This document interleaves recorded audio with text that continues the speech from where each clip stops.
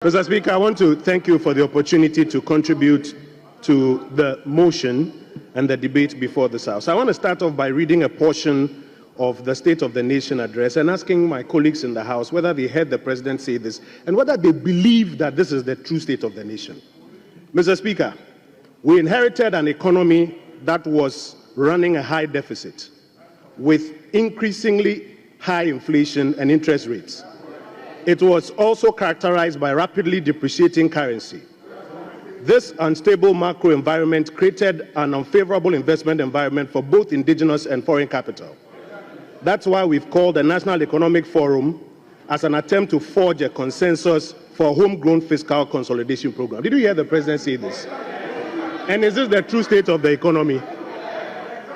You see, this was not in the State of the Nation address. You have just exposed yourselves. It was not in the State of the Nation address.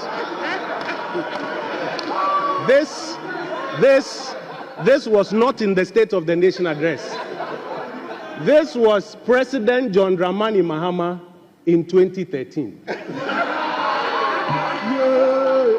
This was President John Dramani Mahama in 2013, lamenting about the economy he inherited from the former president. You know that former president, Professor John Evans Atamils.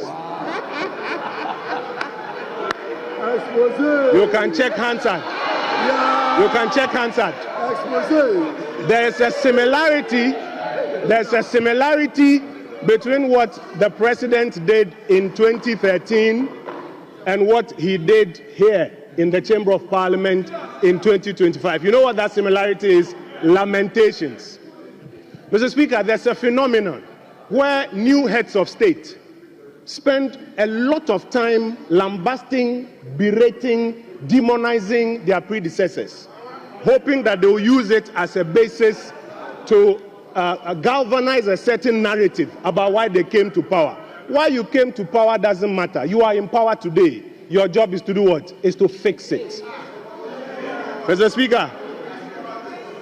Speaker, when a president during the State of the Nation's address spends his time lamenting like he did in 2013 and like he did here last week Thursday, what he does is that he invites the remnants of the previous administration to also come and to do what? To defend our record.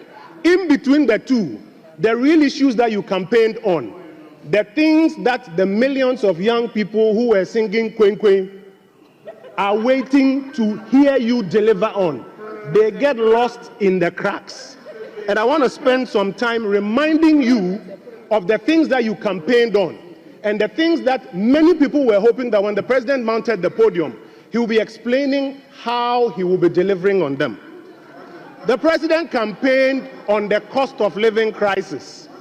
He campaigned that transport fares were high and were still going high, and that if he's given an opportunity to come to power, he will roll out a program to tackle it. Did anybody hear the president here explain how he was going to tackle the phenomenon of transport fares that are going up? He spent all the time lamenting and trying to blame the heads of state of the past, just like he did in 2013. The president campaigned on high electricity bills and the fact that if he has an opportunity to come to power, he will introduce measures to tackle it. When he mounted the podium on Thursday, the expectation was that he will lay out a program, which program we now in Parliament will spend time debating.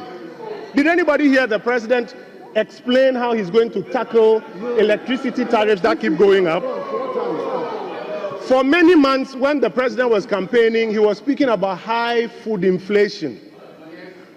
When he mounted the podium, I was hoping to hear him outline how his program to deal with high food prices.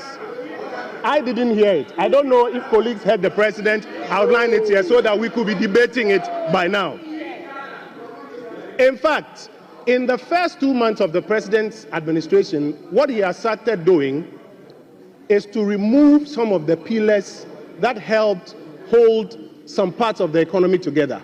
It's not true that everything that went on in the last 8 years was bad. It's not true that everything that went on was good. There were pluses, there were minuses. What we have to be doing now is building on the pluses. But already the president is dismantling the pluses. Take the gold for oil program, which was introduced as a measure to help bolster our currency. It was introduced to, among other things, help reduce the forex demand that was used in importing fuel for our country. Today, the president's new administration says it's dismantled that plus. We are waiting to hear, or we're hoping to hear in the State of the Nation address, what is replacing it, so that our currency will not soon tank. What we are seeing instead is a reduction or a drawdown of our gross international reserves to support the currency, and instead the gold for oil program has been dismantled. Mr. Speaker, the president traveled the length and breadth of this country talking about unemployment. In fact, he promised the young people of this country that for those who were afraid that if he wins power, he would terminate their appointment, they should fear not. He will keep them. And that for every one of those jobs, records, for every one of those jobs, he will recruit 2 more people. He says, you better fire and call for the Oma Kaun. Shocking that when the president assumed office, the first thing he did was to terminate them. Thousands of young Ghanaians who have been properly recruited into the public services, terminated. And while the president mounted the podium, we did not hear him outline a program that he's going to use to create or to expand the job creation bracket. Mr. Speaker, another thing that we were hoping to hear the president talk about was the growth of the Ghanaian economy. Yesterday, I heard my brother Atufosin talking about the fact that yes, there had been growth, but that growth, in his opinion, had not been able to tackle poverty. Growth between 2017 and 2020, when COVID hit, was an average of 7%. Undisputed. President Mahama campaigned on the fact that he's going to do better than 7%. When he mounted the podium, the whole country was expecting that he would outline a program that is going to grow the Ghanaian economy by more than 7%. Did anybody hear him speak about that one? No. The whole address was used for lamentation, blaming the previous administration and listing debts that he had inherited in various places. But if the president wanted to give a balanced account of what he had inherited, I would have imagined that he would have also spoken about the assets that he inherited. The president did not tell us that when he assumed office on the 7th of January, the gold reserves of this country were 30 tons. And that when he was leaving office the last time, it was 8 tons. That is over 22 tons increase in our gold reserve through Baumia's gold purchase program. The same Baumia that Adongo was bastardizing a few minutes ago. If the president wanted to give a balanced account, I was expecting that he would tell us that when he assumed office, he realized that the Ghanaian economy that he left, the economy which, by the way, during his tenure, shrunk by about $10 billion, when he came back, the economy has expanded by about $20 billion. The president did not tell us that. I was expecting that the president, when he mounted the podium, if he wanted to give a balanced account, would tell us that our gross international reserves, which he left at $6.5 billion when he was leaving power, when he came back, the morning of the 8th of January, when he reported to work, he found out that it was about $8.9 billion. This is a balanced account if he wanted to give a balanced account. But no, what he wanted to do was to lament, was to complain, was to blame the previous administration. Mr. Speaker, if indeed our colleagues on the government benches want a reset, the first reset we should be doing is moving away from the politics of the past, where new heads of state spend an inordinate amount of time lambasting, complaining, and blaming the past, and spend very little time putting their programs on the table so that we interrogate and support. When many of your colleagues appeared before the vetting committee and Osahen asked them, were you part of the manifesto committee? Have you seen these provisions that your manifesto has made on this subject? They said no. No. Deputy Finance. They said no, they haven't seen it. You would have imagined that by now, the programs for governance, you will be laying them here. And those who didn't see it at manifesto time will see it and even contribute their ideas. We've been in government before. Sometimes you can be here and you see a colleague lay a paper, you yourself, you don't even know the details, but you are part of the majority. You would imagine that by now, your economic transformation program, you will bring it here. Your 24-hour economic program, you will bring it here. These are the things that we were hoping the president will be giving details about, so that by now Parliament will be seized with them and will be interrogating them.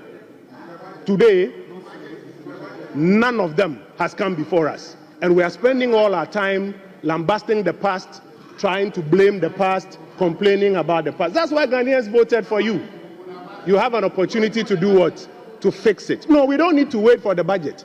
We need to have them here and now so that we can have an opportunity, you and us, to work on them. Mr. Speaker, I'll be concluding soon. 3 major things that I want to draw the government bench's attention to.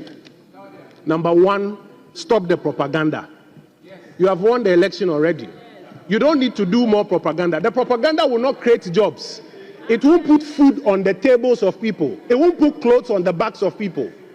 Rather, bring your governance programs. Till date, we don't have a single definition for the 24-hour economy program. Everybody you talk to has a different definition. Program Bako, definition bebre. Program Bako, definition bebre.